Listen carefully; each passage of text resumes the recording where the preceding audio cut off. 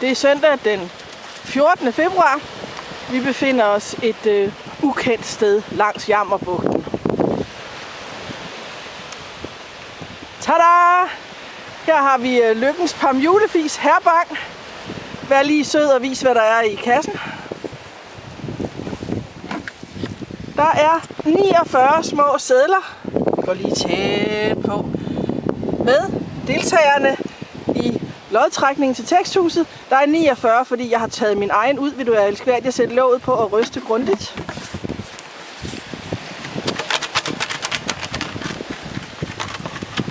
Det rækker vist, ja. Og så smæk hånden i og træk en vinder.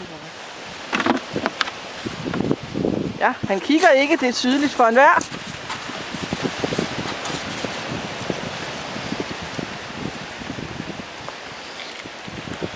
Og tada! Vinderen er Bjarne Olesen. Må vi se. Bjarne Olesen. Tillykke til Bjarne. Der er vin på fredag.